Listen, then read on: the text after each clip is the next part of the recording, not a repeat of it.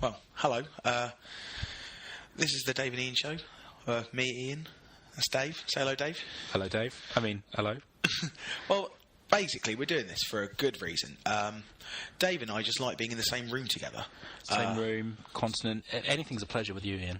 Yeah, I mean, it gets to the point where, on a daily basis, there would have been a text, a tweet, probably a Facebook comment.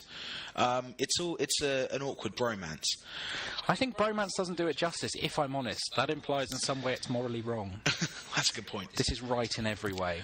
I think the way this is going to work is either we're going to do this one show and we'll get bored, or it will be rubbish, probably that, or we'll just do it forever. I vote forever, but we'll see how this one goes. You play the percentage game. I know. Right, well, we might as well talk about some stuff. So I'm going to go with personal revelation of the week. Okay. That's where I've discovered something about myself at the age of 24 that I didn't know I could achieve. Go on. I was going to the toilet at work today, as you do. Bold start. Bodily Bold functions. Start. It's unfortunately a natural part of life. Unfortunately/fortunately. Sat down, looked down, thought, that's a bit weird. And by look down, I meant at my underwear. Because they were, in fact, back to front. Back to front? Yes, as in the back was at the front and the front was at the back. And it was one of those ones with a button on. Okay. So what I've learned is either I'm a genius because I've invented underwear that I can wear whilst pooing. Right. Or an idiot because I put my underwear back to front.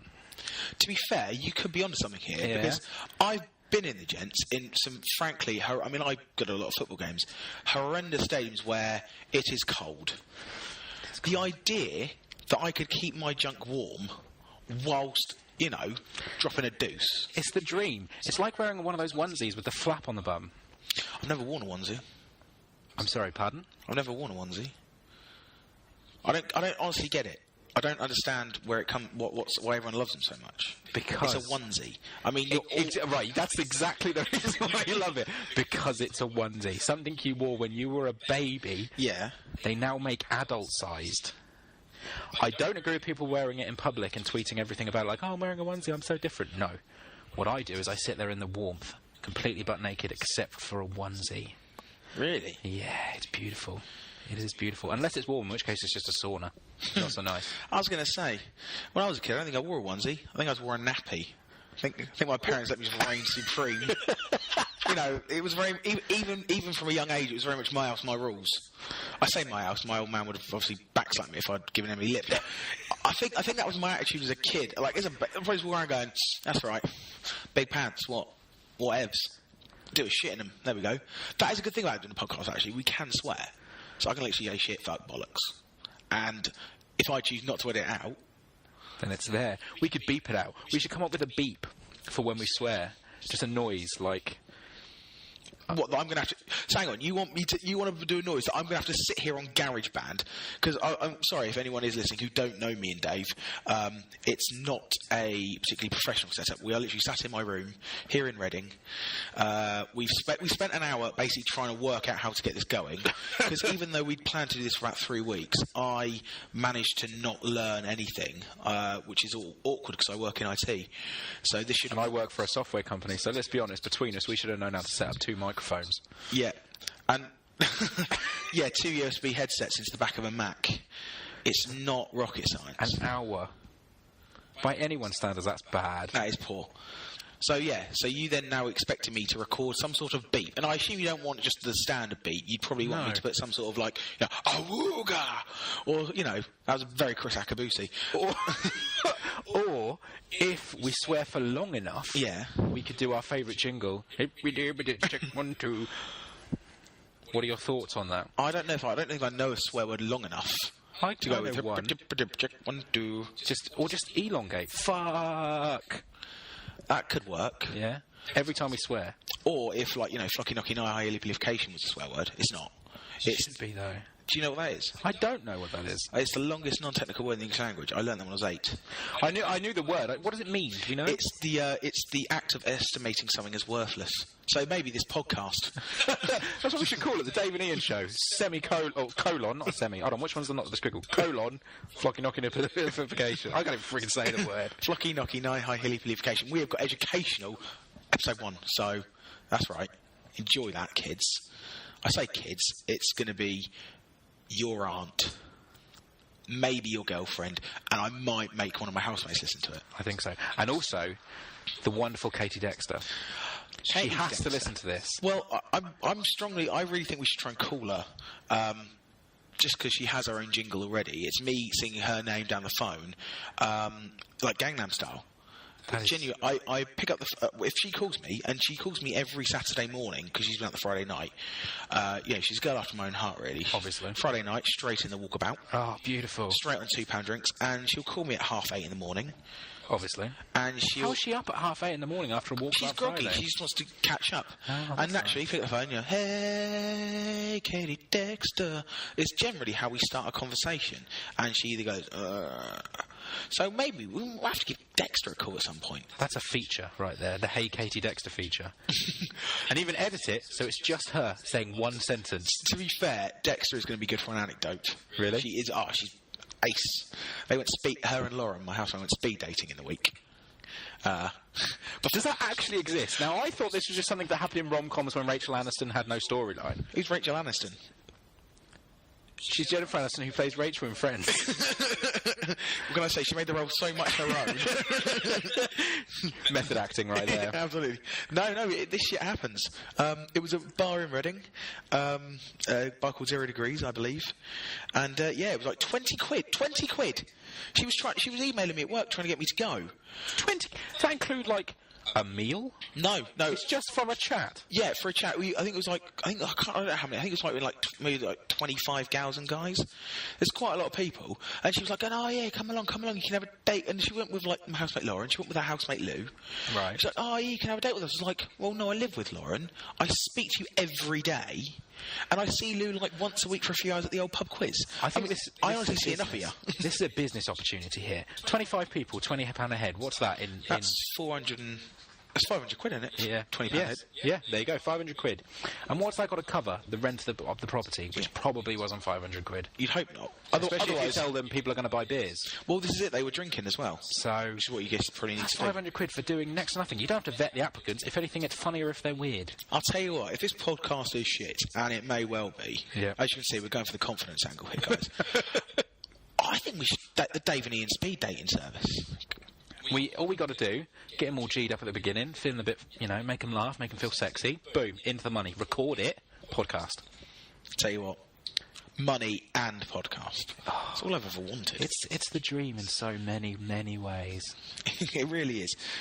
So, in terms of things that have been going on recently, Dave, other than your pants issue, still back to front right now. Are they still back to front? Because you're at the point, right? So I had them on for probably 5 or 6 hours before I noticed this. Right. So at that point, the front has come into contact with my butt crack, and the back. The front, which is on the back, and the back, which is on my front, has come into contact with my penis. So if I turn them around, I kind of feel like I'm doing myself a... Oof. Yeah. That's awkward. Yeah. Because then you've got either the awkward situation... Well, you've got two awkward situations. In some way, it's like kissing a girl who's kissed your best mate. You're kind of kissing your best mate at that point. Who's my best mate, though? Because if it's like, say, I don't know... Rachel Aniston? Rachel Aniston. And that's cool. Yeah. That is really cool. But then, so what I've essentially done here is my penis is now indirectly touching my bum, and my penis is also covered in the poo particles coming out of my bum currently right now. Oh. So that's why. I think I made the clever choice. Rather than righting my wrong, I've kept the wrong there because it's worse if I change it. You could be on something. So, listeners, thoughts on a postcard. Should I turn my underwear round? Well, you can obviously tweet us at the Dave and Ian Show. Oh, we have a Twitter. That's beautiful. Well, I don't have a lot to do often. You see, Dave has a fiancée and like a house and like a kind of a really sort of interesting job. I have a job, I'm not that bad. I am very single, which basically means I have a lot of evenings to myself. And, there are only certain things you can... certain things only last a time. I've only got so many films. There's an obvious joke I could make here, but I'm not going to make it. I'm going to hold myself. I'm going to be mature. Oh, you mean about masturbation? Yeah. Oh, yeah, that'd be the one. Yeah, that doesn't take long. The act of self-love. What can I say? I really love myself. By your own definition, then, you are, in fact, a wanker. All men are. Either that or a liar. So, that word wanker, that's one that you could definitely, if we slowed it down to slow-mo swearing, you could put that, mic check, 1, 2, or I don't even know the freaking words. Yeah, but I think if we did know, it'd probably make it less funny. See, this is why you're on the big money in this free podcast that neither of us are getting paid for. Yeah. Well, this is it. I mean, that's the thing with podcasting. I mean, I basically wanted to do it because, like I said, I don't really have much going on. I quite like the idea of doing something that is creative. Like, I just need to be in the same room as you. It's a pleasure. But yeah, there is no money. This could literally become like the biggest thing ever. It won't, but it could become. If it was the biggest thing ever, it would still be people downloading it for free. Yeah, we could charge them for it, and then people would stop listening. So, I don't know if we get anyone listening to it for free, mate. Yeah, so. Precisely. Other than Jane and Kate, they would pay for it though, because we'd make them. Arguably, Kate's paying for it is essentially coming out of my own pocket, so I'm paying myself, and thus making no returns. If anything, you do very well out of the situation, and I make nothing. Cha-ching! I lose half of the income. What? For the 4p we could charge them? Yes.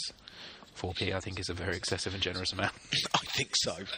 I feel like we were talking about something when we got onto the wanker, masturbatory, time alone, setting up a Twitter. This is where we were going. Yeah, so got Twitter set up. We've even got a WordPress website. I literally have built us a mini website. That has a worm on it. It does. No, also, you don't know, but basically it's... It really does. You go to the davidianshow.wordpress.com. You go through to what actually at the moment is a very, very there's nothing. It literally says nothing found when you're on the homepage. But it's kind of cool. So if you scroll down, a worm suddenly appears on the hook, and I didn't realise till the other day. If you hover over the worm, it says "Get me out of here," and you click on the worm, right to the top of the page. So all we have to say thank you to Caroline Moore. She's the one who did it for WordPress. God bless her. The thing, something fishy. It's wonderful. So yeah, that's basically where we're going to be putting up these podcasts, and we've got a sort of stuff as a little YouTube channel. So maybe throw it on there. Just basically, if anyone literally wants to listen to this shit, they can do. And there's it's free. If anyone does similar jobs to us, we're in an office. You have downtime. It's only my job. Yeah. No, I have downtime as well. I have a fair amount of downtime. Are you meant to have downtime, though? No, but I do.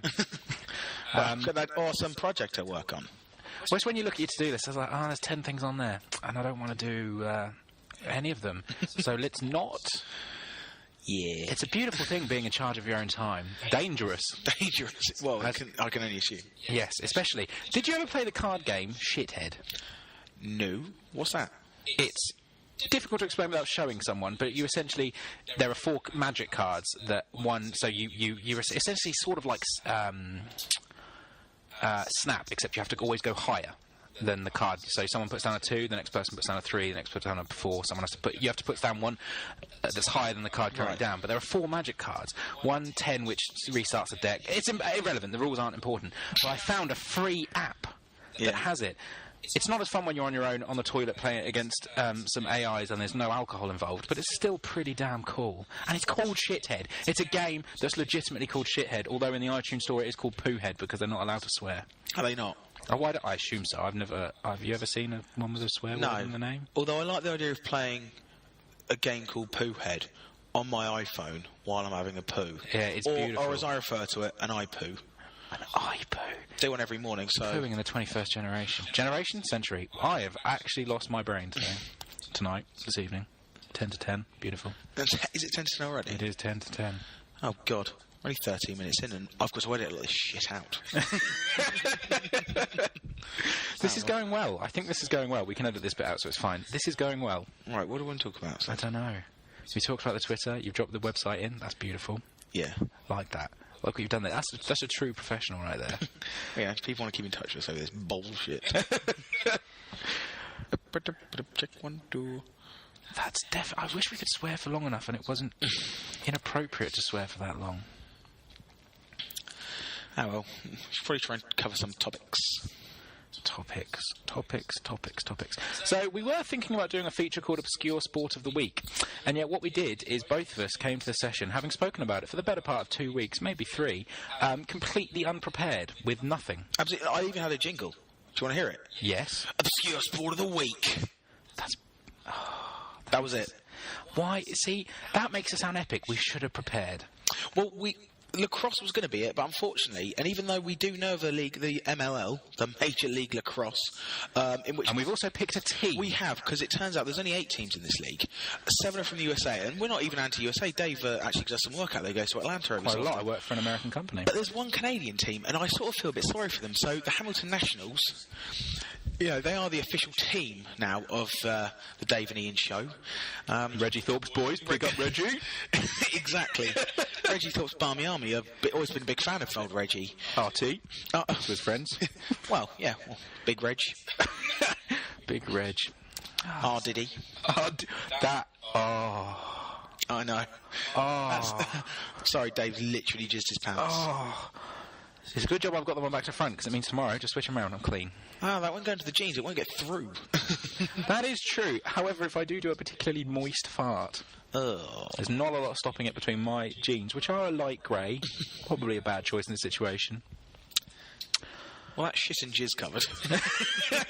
Shit, jizz and wanking, which is related to both. That's 3, yeah. Covered obscure sports.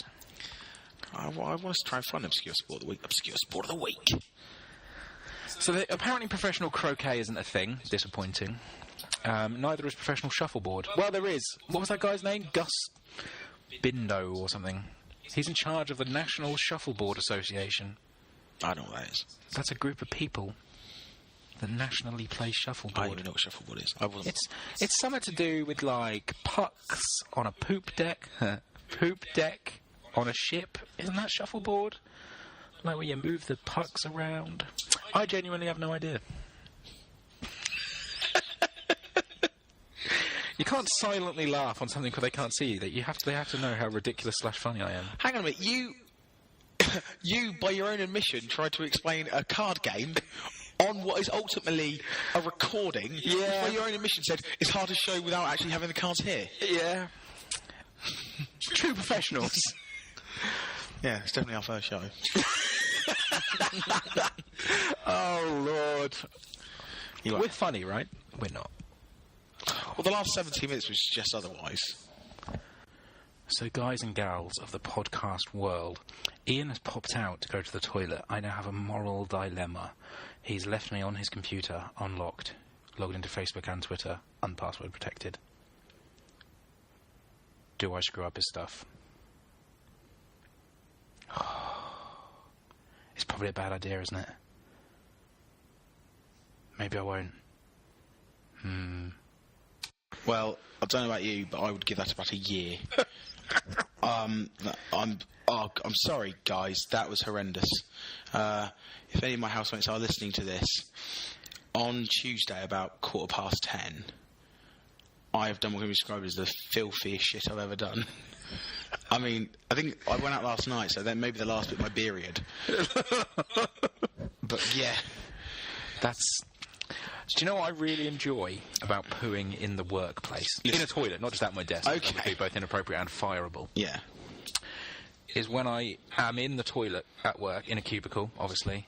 I've just dropped my guts, wiped, mostly clean. It's alright, I'm not wearing white boxers. Pull my trousers up, and as I walk out, I'm washing my hands. I hear the sound of my manager walking into the toilet, going into the cubicle that I was just defecated in. There's something beautiful, poetic almost about that.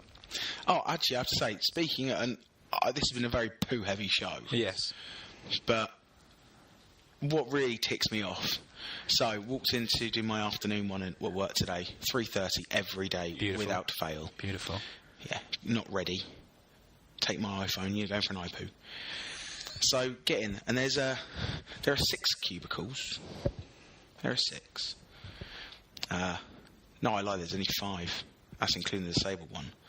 So, got in, the first one from right to left as you come in the door was taken. Which is fine. Never want that one anyway. But you have your own cubicle, However, right? The 4th one along, someone's in one. Now, I don't know about you, I like having, frankly, a cubicle either side of me that's empty when I'm going. Yeah, almost certainly. And so whoever's coming and gone in number 4, right off the bat... Screwed up the system.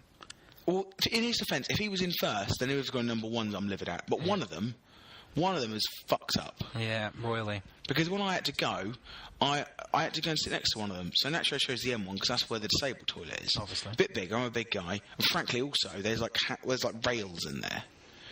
Now, obviously, It's like an armchair. It's designed so people with disability can obviously get themselves on and off the toilet. Obviously. For me, it literally works out like as a throne. Oh. Like, I mean, I'm properly lauding it there. A very regal shit. Exactly. You know, I play my game on Wordfeud, obviously. You know, I'm a professional. Get that out there. You know, 20 points, that'll do. And just sort of just taking my Friday, you know, or in this case, my Tuesday, as it were. See, toilets is something I could talk about for literally hours. There are many things that grind my gears with toilets. So your workplace one is someone screwing up the system, although you did end up with a throne poo. 135. That's what it's got. They were 135.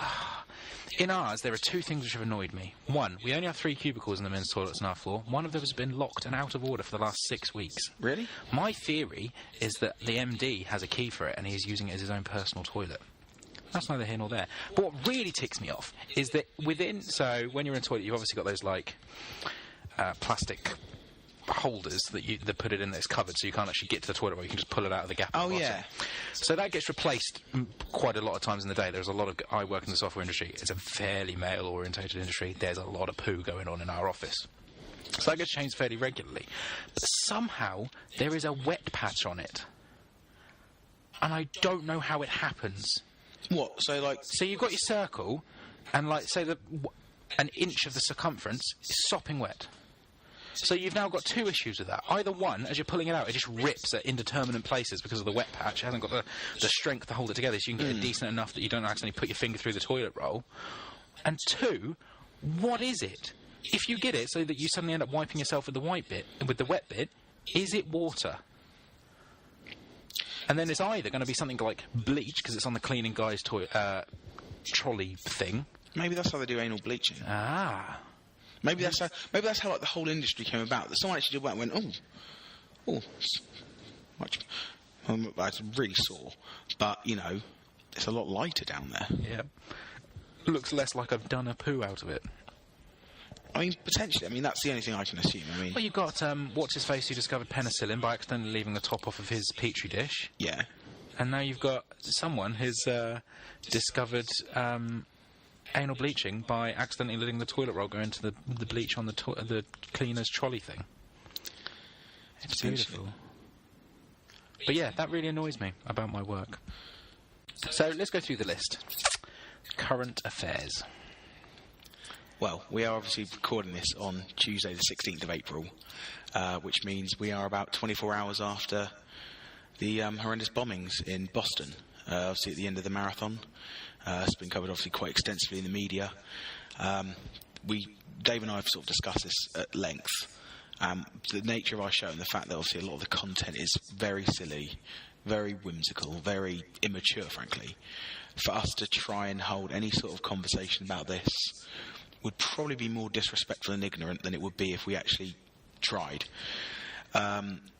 Obviously, our condolences and thoughts are going completely out to the people of Boston, and particularly the families that are directly affected. So I think that's all we can really say about it. Other things that have happened, though, that we can talk about because they are ridiculous, is our friend Justin Bieber. Made a tool of himself yet again. Yeah, because he had his issues over in the UK. I'm glad we made him welcome. Yeah. And then he wasn't allowed to take his monkey into Germany. That's one of the best headlines I've ever seen. I must have been under a rock that week. Yeah? Monkey into Germany. How? 2 things. One, he has a monkey. Yep. Apparently trying to be a bit like MJ. Yeah. It would seem. But he tried to take his monkey into Germany. I'm paraphrasing slightly. It might be Austria. I don't know. They're very similar. Let's be honest now. Tried to get into the country and they went, you haven't got the proper forms. Wasn't allowed to take his monkey in. That's amazing. That's amazing.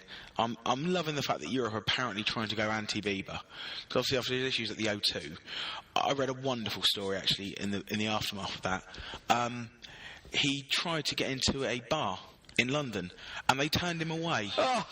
And obviously no, not even that. His people have obviously gone, what are you doing? It's Justin Bieber. And they've gone, I know it's Justin Bieber. He's not coming in. It's brilliant. I love the idea that Babs has gone, no, you're not coming in. That is and his special. Obviously, his latest issues in Europe relating to obviously being. And you went to the old Anne Frank Museum. Which, I don't, have you ever been? I haven't, no. I'd imagine it's fascinating. Have you? I went recently. Really interesting. It's very well done. It's not in your face. They don't try and shove it down your throat. They just go, look, this is the information, and this is what happened. He went to Anne Frank's house, soaked up the atmosphere, read the interesting facts and the horrifying facts about what happened to her and what she had to go through. And there's videos and there's clips, and you see where she lived and where she had to hide. And then at the end, there's a guest book which you can sign to say what you thought of the place or how it made you feel or anything you're thinking about it. Oh, so like really deep, meaningful. Yeah, you know, generally touching ones. A lot of it is for school kids to write. You know, ones who didn't know anything about Anne Frank before going. Then they come back going like, "This is horrible. I can't believe this was allowed to happen. Let's hope it never happens again." Justin Bieber, let's be honest, not much older than a schoolchild, went to the guest books, and wrote something along the lines of really interesting, really, you know, found it really deep. I'd like to think, right, that if Anne Frank was alive now, she'd be a believer. A believer? Yeah, that's someone who likes Justin Bieber. A believer? Yes, a believer. That's a word. I haven't made that up. That's real. So hang on, a believer. Yes. So is that what like the fans call themselves? Believers. Yes. Is it like a pack of believers or like a school of believers? I don't know what a collective, a tall bag of believers I feel would be an appropriate collective noun there. Yes. And he wrote that about Anne Frank. Of all the things he could have said. But I get the feeling that Justin Bieber said that without any sense of irony. No, he genuinely meant that. There was, and what I almost feel sorry for him because there was clearly no. He did not look at that and go, "Oh, that could be interpreted in a potentially offensive and ignorant way." He's gone. That's what I think about Anne Frank. To be fair, if since the age of about 15. You've been the centre of the universe. So many people have made like you're the I say the man, I mean the boy, or you're it, you're the shit. Yeah.